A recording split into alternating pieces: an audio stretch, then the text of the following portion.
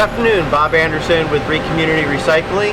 I am the Regional Business Development Manager, and you are at the Delaware Recycling Facility located at DSWA in Newcastle.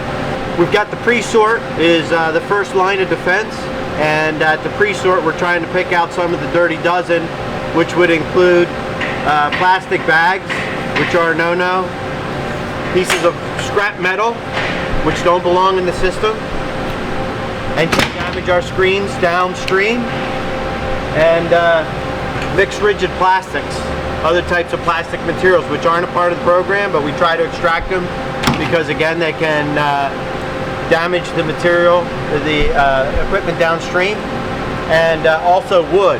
Wood can create a fire as a fire hazard. So one of the real issues that the plastic bags create is they gum up the screens.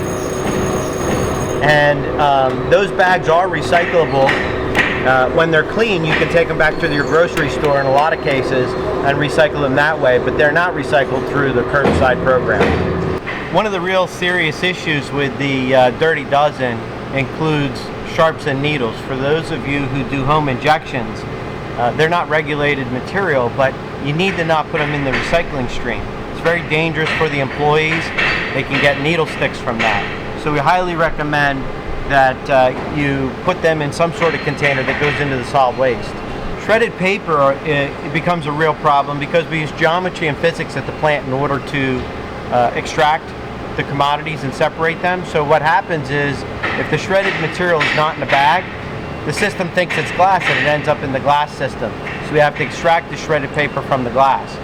If you're going to shred material at home, just shred those pieces of material that have your confidential information and put the rest in your recycling bin whole. Garden hoses can be a real problem. And what happens with the garden hose, they're not recyclable, they're not a part of the program, but they get wrapped around our screens, and we take a tremendous amount of time extracting them out of the system. So make sure you take your garden hose and put it in the trash. Another thing that we have on the Dirty Dozen includes lids, caps, and crushing of containers. So what you want to do is put your containers in whole. You want to make sure all the caps and lids are off, and take the caps and lids and put them in your trash. Your metal caps and lids, you can put them in the recycling bin. They'll be extracted by the belt magnet.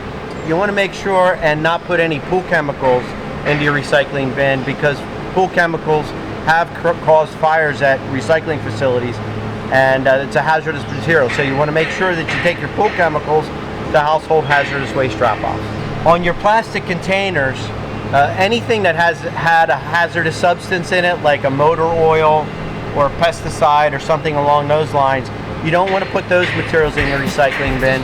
You want to put them in your waste as well. That's a part of the Dirty Dozen.